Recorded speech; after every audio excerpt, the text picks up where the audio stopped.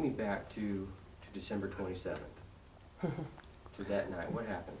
Well, I got to the convention center about, I guess it was about 4 o'clock, and I was talking to Don Smith with Lucky Dog Productions on the streamlining, and walked over to sit down at the press table, and it felt like 2 lightning bolts went through my head. I was sitting there rubbing my head, and I had 2 of the committee people with me, Jay Martin and Chad Smith, and when I looked up, the players were blurry, and they said, "You all right?" And I said, "Yeah, I just got a awful headache." And they said, "You need to get your blood pressure checked." I said, "Why?" I said, "Because your face is red." I said, "I'll be okay, just it's a few minutes and on." They kept on until they convinced me to go over to the EMT and let him check my blood pressure. And I said, "Okay, but we're going to do it behind the stands and all, so we don't create any kind of disturbance." He took my blood pressure. It was 240/130, and he said, "Mayor, we need to go to the hospital." And I said, "No, let me get my blood pressure pills, and I think it'll bring it down." So I gave Chad the key to the hotel room, because I stayed at the hotel with the team so I was doing the beach ball. He went over, brought the pills back. I took them, and it really didn't drop it, but just a little bit. I mean, it was insignificant. And so the EMT says, "We really need to go to the hospital." And probably for once, I wasn't as hard-headed, and I listened. And so they picked me up, and they took me to Grand Strand. And then I got the phone call. Yeah. What was the phone call? And the phone call was from Chad, and he said, "Well, the mayor doesn't want me to do this, but I know if I don't, you'll skin me alive when you see me. But John's on his way to the hospital." And I said, "I'm not surprised." John's blood pressure the night before, when they were honoring Everett Golson, his blood pressure spiked, and I could see it. And he was just as red in the face as he could be. Plus, I know how much pressure he's under this time of year with beach ball, and we just finished the girls' tournament, and now it was the boys' tournament, and Christmas and everything else. So I really wasn't surprised to get the phone call. In fact, I was almost grateful, really, almost grateful. And then I went to the hospital and spoke with his doctor, Terry Belden, who came to the hospital. And he ordered a CT scan and blood and urine. And all of those tests came back, and they were fine. So the next day we were waiting for an MRA. And the next day we waited, and we waited, and we waited. And finally, about 2:30 in the afternoon, they took him for the test. And it was another 3 hours before we got the reading. And the phone rang in the hospital room, and I answered it. And his doctor, Terry Belden, said, "How is he?" And I said, "Sitting in the bed, restless, ready to leave." "Well, he's not going anywhere. He has an aneurysm. Is there any way I can get both of you on the phone at once?" I said, "No, I'll let John speak with you." What goes through your mind when you hear those words, "You have an aneurysm"? It got pretty quiet. It got very quiet, because this is not our first experience with aneurysms. We lost my dad to an aneurysm, and we lost my brother-in-law, Bob Brooks, to an aneurysm. Bob had an aneurysm in his brain, like John. My father's was on his aorta. So we weren't unfamiliar with aneurysm and all that entailed. What we needed to know now was how large the aneurysm was. Did it need to be operated on immediately? What were the circumstances around aneurysm? And we were told immediately. The transport had already been called, that John was going to be taken to MUSC. So. Yeah, I mean, it was like she's saying, the night before on the 26th, I was standing there getting ready to go out on the court, and Councilman Gray was going to do the MC, and I was going to be presenting the award to Everett, and he looked at me and says, "Why are you so flushed and why are you sweating? Are you nervous?" And I said, "No." And so I just want things to go right. I didn't feel like I was sweating. I didn't feel like I was flushed. But I mean, even then, it was a symptom. And that's the thing is that if we got, you know, tightness in the chest and pains in the arms, we know that, hey, we better get checked out, possible of a heart problem. But for an aneurysm, we haven't been told symptoms to look for. And that was the thing, is that when I read up on it, I actually had 3 of the symptoms to be on the lookout for. But when they tell you got a brain aneurysm, it definitely gets your attention, because you know that if the thing blows out, just like with my brother-in-law Bob Brooks, when his blew out, he was dead before he hit the floor. So you don't know how bad it is, and as Dr. Belden said, that MUSC is the best there is anywhere around. They're one of the few that are able to do this surgery. They're the only ones in the state. You'd have to go to Chapel Hill or to Duke. Yeah. So I was very fortunate that it was caught in time. When John was being transported, did you have any thoughts in your mind that this may be the last time that I see him? No, I didn't think that at all. I always thought John would be all right. And you can call it my faith if you want to. And I said that to you. Mm-hmm. I kept saying it to you. I said, you're going to be fine. You're going to be just fine. I knew John would be okay. And I said it with confidence because I really honestly felt that. I felt grateful, and I felt that we were fortunate. I've never used the word lucky. I don't believe in lucky. I just think that God has work for John to do, and I think God has work to do on John, and that's why he's still He has work here. cut out. So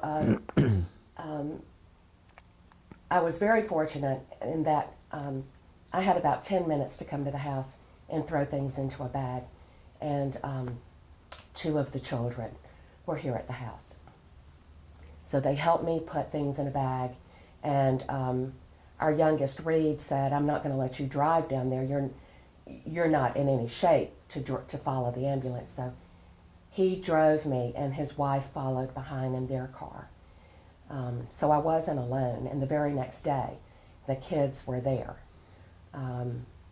They loved John to death, and they could not stand the thought of being away from him. So I just assured everybody, he's going to be fine. I know he is. And while you're being transported, Mayor, I mean, what are you thinking about? Thinking about family? Thinking about the tournament? You thinking about what goes through your mind?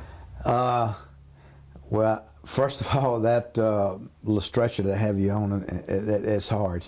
It's a rough. No cushioning. There's no cushion. It's a rough ride, but you know, you really have to try to keep your mind off of it, because if you don't, I think that it will just drive you crazy. But you know, if they would have told me what the procedure was in the surgery before they did it, I probably had a heart attack and died right there, because I mean, I'm one of those, sometimes the least I know, the better off I am, and that was definitely one of the times. But the ride down, it seemed like it took forever, and you know, it's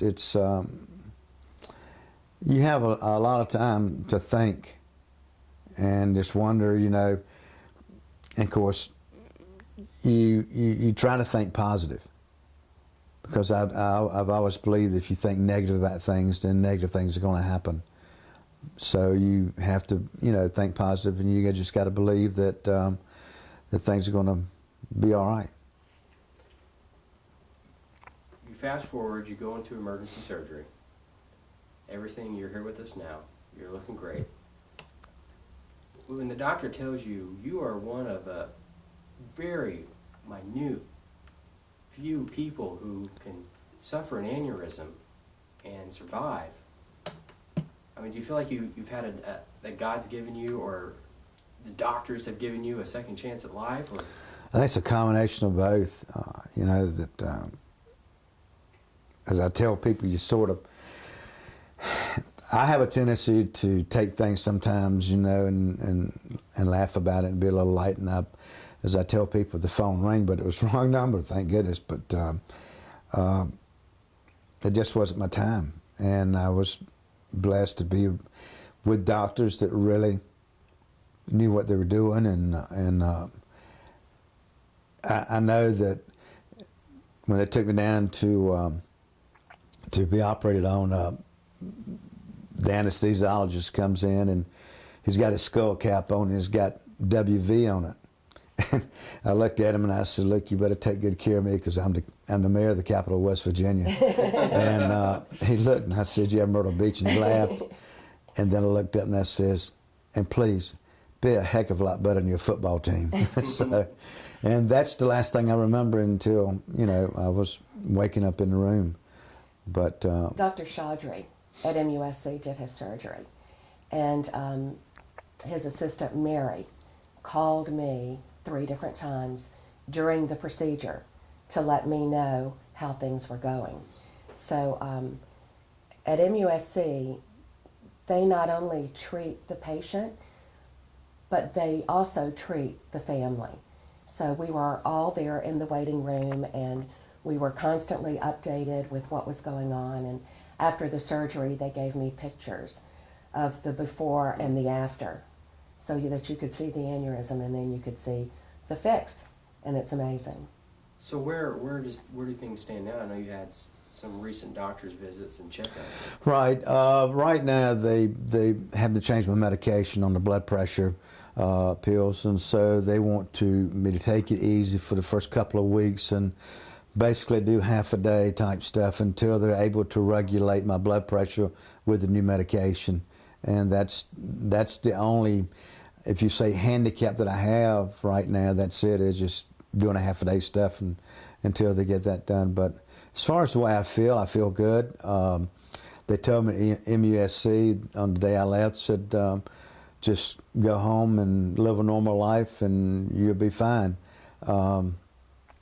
I did cancel a trip that I had coming up to the Congress of Mayors because I felt like that I might be pushing a little bit too soon. At that meeting, you're going from 7:30 in the morning to 10 o'clock at night every day, and I just didn't think that maybe I was ready for that yet. And I think the body has to recover anytime it undergoes surgery because it's invaded, and it's got to have an opportunity to heal.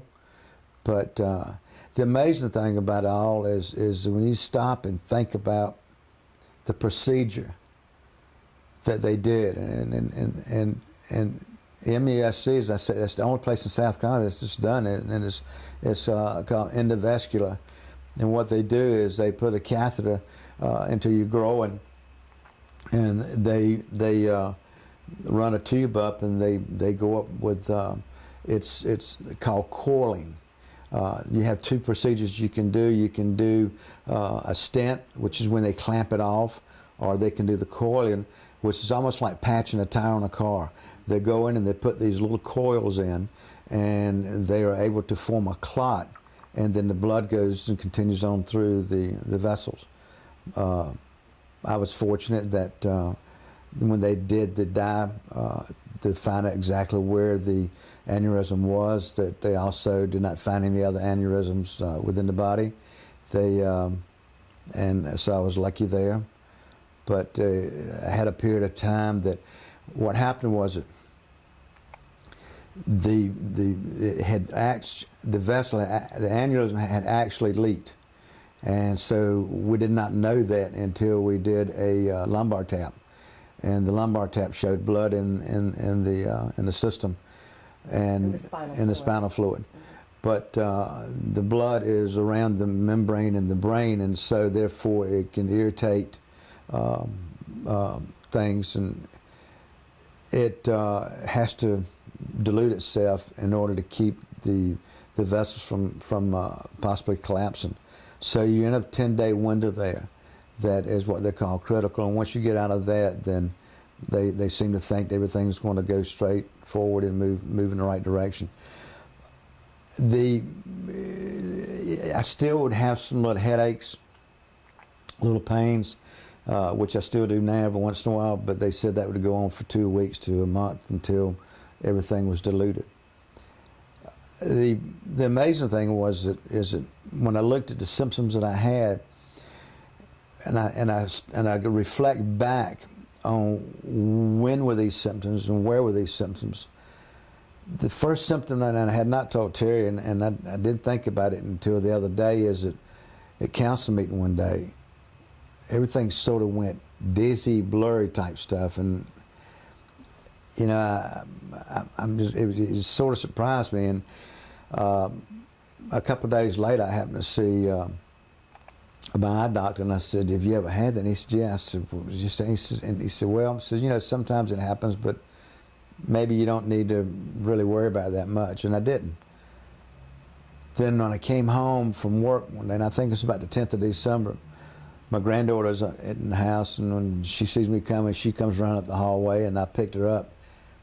And when I picked her up, I felt like I'd pulled a muscle right in the base of my neck. And so, I mean, it got stiff. And then if I would cough, my head would hurt. It was like bam, bam. And this went on right on up until this thing happened to my blood pressure. And those are all symptoms of an aneurysm that is leaking, which means you have blood floating around. Yeah. So, which I think probably was a blessing, because obviously the leak kept the pressure off, because my aneurysm wasn't just a normal bubble. no, it was deformed. It was deformed, and He had an aneurysm within an aneurysm. yeah, which meant it was trying to blow out. And you know, when you look at that, then you know the man upstairs had something to do with it not blowing out. How has your life changed, and how is your life going to be affected from this point on? Because you're a hard man to keep down. You're very active.